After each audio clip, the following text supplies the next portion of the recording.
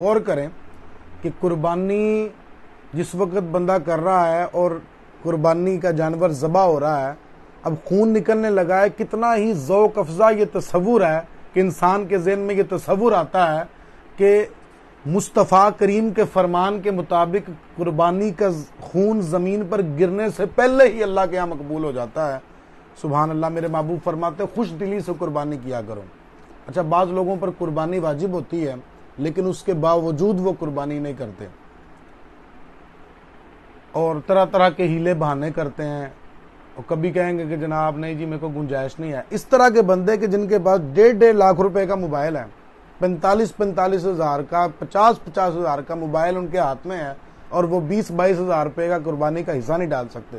نبی کریم علیہ الصلوۃ والسلام نے ارشاد فرمایا کہ جو بندہ باوجود استطاعت، یعنی اس کے اندر استطاعت ہے، اس کے باوجود وہ قربانی نہیں کرتا، میرے محبوب فرماتے ہیں کہ وہ ہماری عیدگاہ کے قریب نہ آئے۔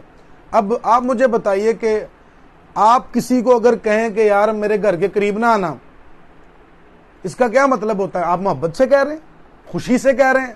یقیناً نہیں، آپ خوشی سے نہیں کہہ رہے۔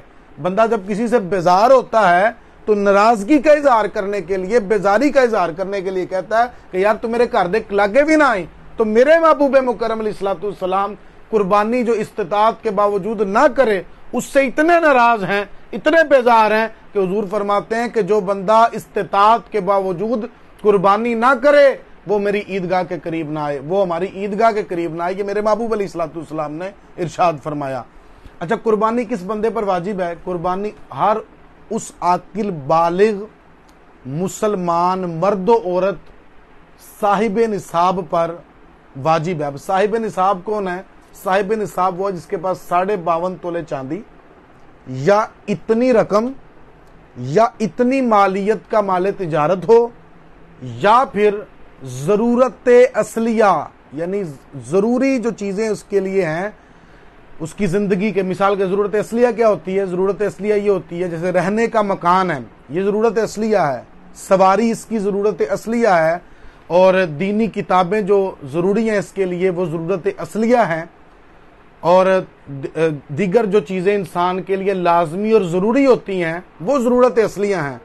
ضرورت اصلیہ کے علاوہ اگر ہم اس ضرورت اصلیہ کی تعریف کو پیش نظر رکھیں تو ہمیں پتہ چلے گا کہ بہت ساری چیزیں انسان کے پاس اس طرح کی ہوتی ہیں جو کہ ضرورت اصلیہ میں شامل نہیں ہوتی، اور اس بندے پر قربانی واجب ہو رہی ہوتی ہے۔ اب مثال کے طور پر ایک بندہ اس طرح کا ہے کہ اس کے پاس جو ہے وہ ایک بندہ اس طرح کا ہے کہ اس بندے کے پاس کیش کے اندر پیسے موجود نہیں ہیں لیکن وہ صاحب نصاب ہے۔ ہو سکتا ہے اس طرح کا۔ سید اعلیٰ حضرت امام اہل سنت سے سوال کیا گیا کہ ایک شخص ہے، اس کے پاس 2 مکان ہیں، کیا اس پر قربانی واجب ہے؟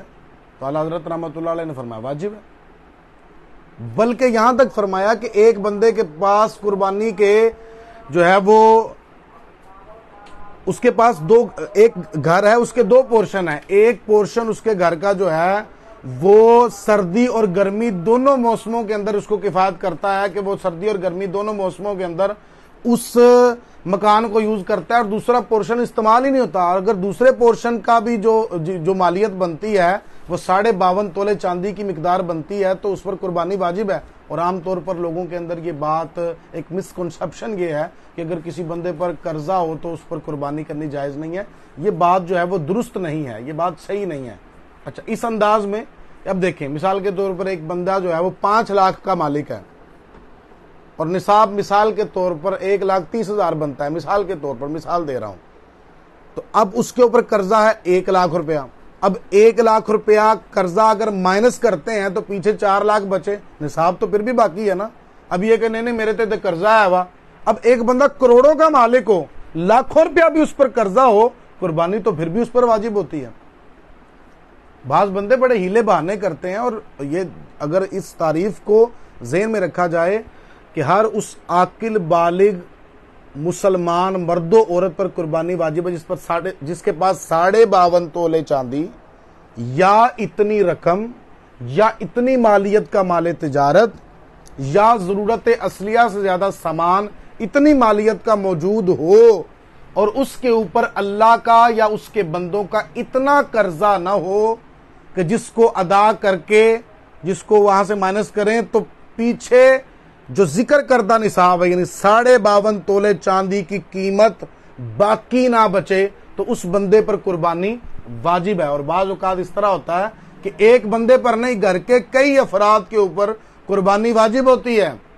بیوی کے پاس سونا پڑا ہوا ہوتا ہے لیکن اس کے پاس پیسے نہیں ہیں، اس کے نام پر ایک پلاٹ ہے، اس کے پاس پیسے نہیں ہیں، تو جب ایسی صورتحال ہو تو فتاوی امجدیہ کے اندر یہ بات لکھی ہوئی ہے واضح طور پر کہ اگر ایسی صورتحال ہے کہ یہ بندہ نصاب کا مالک تو ہے، وہ مرد ہے یا عورت ہے، نصاب کا مالک ہے، لیکن اس کے پاس فی الحال کیش میں پیسے نہیں ہیں، تو اس کے لیے حکم یہ ہے یا تو کسی سے ادھار لے کر قربانی کرے یا پھر کوئی چیز بیچ کر قربانی کرے۔ اور لوگ جناب باقی سارے معاملات بالکل ٹھیک ان کے چل رہے ہوتے ہیں، لیکن قربانی کے معاملے میں سستی کرتے ہیں۔ اور آج کل بڑے مطلب لبرل قسم کے اور سیکولر قسم کے لوگ جناب یہاں پر آ گئے ہیں، اور ان کو بڑی پریشانی ہے قربانی سے۔ ہر سال ان کو تکلیف ہوتی ہے تو حج پر ہوتی ہے، ان کو تکلیف ہوتی ہے تو قربانی پر ہوتی ہے، ان کو قربانی سے بڑی چڑ ہے۔ قربانی کے دن آتے او جی جنی تسی قربانی کرنی ہے وا ایدا تسی کسی غریب دی مدد کر دیو۔ ارے خدا کے بندے، قربانی سے کتنے غریبوں کی مدد ہوتی ہے جو پورا سال گوشت نہیں کھا سکتے، ان کو گوشت میسر آتا ہے سال کے بعد کتنے غریبوں کو۔ پھر جب قربانی کے جانور خریدے جاتے ہیں جو جانور سارا سال پالتے ہیں، ان کے کتنے لاکھوں کروڑوں کا کاروبار ہوتا ہے، کتنے لوگوں کا روزگار اس سے چلتا ہے، چارہ بیچنے والوں کا کاروبار، جانوروں کی سجاوٹ کے معاملات کرنے والوں کا کاروبار، لوڈر والوں کا کاروبار اور ٹرانسپورٹ والوں کا کاروبار چلتا ہے۔ اس کے بعد جو چمڑا حاصل ہوتا ہے اس سے کتنی ملیں چلتی ہیں اور ان ملوں میں مزدور کام کرتے ہیں، کتنے لوگوں کا بھلا ہوتا ہے ایک اس قربانی سے۔ اور یہ جو لوگ زیادہ جن کو غریبوں سے محبت چڑھی ہوئی ہوتی ہے نا، جو کہہ رہے ہوتے ہیں اچھا ان کو قربانی سے بڑی تکلیف ہوگی کہ بھی قربانی دی بجائے تسی کسی غریب دی مدد کر دیں دے۔ اور جناب صاحب کے پاس آئی فون ہوگا، لاکھوں کا موبائل ہوگا، ہم ان کو کہتے ہیں جناب آپ کو سادہ سا موبائل رکھ لیں، کتنے غریبوں کی مدد ہو جائے گی۔ اور یہ اس طرح کے لوگ ہیں، میں آپ کو بالکل واضح یہ بات بتا رہا ہوں، یہ لوگ جن کے جو بڑی غریبوں کی بات کر کے اپنا چورن بیچتے ہیں نا، یہ اس طرح کے لوگ ہیں کہ ان لوگوں کو غریبوں سے ہمدردی نہیں ہے، یہ تو غریبوں کے دشمن ہیں، یہ تو غریبوں کے محلے میں رہنا پسند نہیں کرتے، انہوں نے اپنی علیحدہ سوسائٹیز بنائی ہوئی ہیں، یہ اپنی حد تک سمجھتے ہیں ان کے قریب رہنا، ان کے پاس رہنا، باتیں کرتے ہیں۔ ان کو کبھی مسجد کی چٹائی سے تکلیف ہوتی ہے، کبھی ان کو مسجد کے قلین سے، کبھی مسجد میں دی ہوئی سیمنٹ کی بوری سے تکلیف ہوتی ہے، کبھی حج سے تکلیف ہوتی ہے۔ آپ نے سوشل میڈیا پر یہ پوسٹیں دیکھی ہوں گی کہ لبرل قسم کے لوگ کہتے ہیں حج مہنگا ہو گیا ہے، پھر ساتھ کسی غریب بچے کی تصویر لگائی ہوگی، حج تو گلیوں میں رول رہا ہے۔ استغفر اللہ العظیم۔ آپ مجھے بتائیے، خدا کی قسم اسلام کے علاوہ کوئی ایسا مذہب نہیں جس نے غریبوں کو تحفظ فراہم کیا ہو، لیکن آپ کو مقابلے میں اپنا اونچا مکان یاد نہیں آیا، اپنی مہنگی کار نہیں یاد آئی کہ آپ اس کو قربان کرتے، آپ کو مقابلے میں رب کا فرض یاد آیا۔ نبی پاک علیہ الصلوۃ والسلام نے فرمایا تھا کہ جو بندہ باوجود استطاعت حج نہ کرے، وہ چاہے یہودی ہو کے مرے یا عیسائی ہو کر مرے، اس قدر بیزار ہے مصطفیٰ کریم اس بندے سے، اور لوگوں کو جناب کبھی حج پریشان کرتا ہے، یعنی مقابلے میں غریبوں کی مدد کے مقابلے میں ان کو رب کے فرض یاد آتے ہیں۔ استغفر اللہ۔ کبھی جناب کہیں گے کہ لوگ سمجھتے ہیں کہ صرف ہم نماز روزے پر چھوڑ، تمہیں نماز سے کیا تکلیف ہے؟ کتنے کے لوگ نماز پڑھتے ہیں؟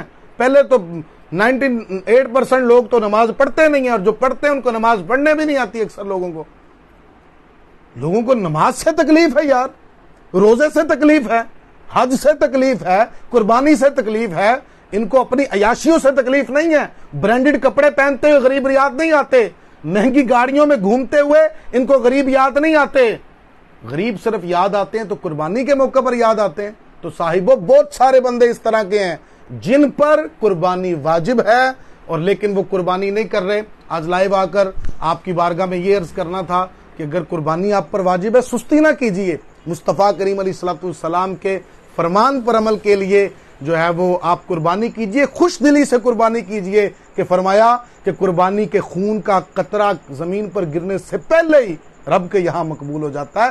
حضور فرماتے ہیں خوش دلی سے، تنگ دلی نے نال نہیں، خوش دلی کے ساتھ قربانی کیا کرو۔ سبحان اللہ، سبحان اللہ سبحان اللہ۔ اور ایک اور بات آخر میں یہ بات بتاتا چلا جاؤں کہ ذی الحجہ کا چاند نظر آنے والا ہے، 1-2 دن تک نظر آ جائے گا، تو پہلے اپنی حجامت کروا لیں۔ تو جو ان 10 دنوں کے اندر جو ہے وہ قربانی کا ارادہ رکھتا ہو تو اس کو چاہیے کہ حاجیوں سے مشابہت کے لیے جو ہے وہ اپنے ناخن نہ کاٹے، اپنے بال نہ کاٹے۔ لیکن ایک یہاں پر دل دکھانے والی بات یہ ہے کہ بعض لوگ یہ کام مستحب ہے، کریں تو ثواب ہے، نہ کریں تو کوئی گناہ نہیں ہے، اس پر اگر کوئی عمل نہیں کرتا اس کو ملامت، اوے تو بال کٹا لے، تو نو کٹ لے اپنے، اس طرح کی باتیں لوگ کرتے ہیں۔ حالانکہ مستحب کام ہے، نہ بھی کرے گناہ نہیں، ثواب ہے، بلکہ اگر کوئی قربانی کی نہیں بھی نیت رکھتا تب بھی اگر وہ نہ کٹوائے تو انشاءاللہ اس کو ثواب ملے گا، اس کو ثواب ملے گا۔ لیکن افسوس کی بات یہ ہے کہ لوگ مستحب پر عمل پر تو نہ کیا جائے تو ملامت کرتے ہیں، لیکن ایسے بندے جو ہے نا ذی الحجہ کا چاند نظر آنے سے پہلے وہ بڑے زوردار قسم کی شیو کرا کے، داڑھی چھوٹی کرا کے آتے ہیں کہ وہ 10 دن ہونے میں نا شیو نہیں کرانی، ڈوب کے مرنے کا مقام ہے، جو چیزیں ضروری ہیں اس پر ہم عمل نہیں کرتے۔ اللہ پاک ہمیں عمل کی توفیق عطا فرمائے۔ دعاؤں میں یاد رکھیے گا، اپنا بہت سارا خیال رکھیے گا۔ السلام علیکم ورحمۃ اللہ وبرکاتہ۔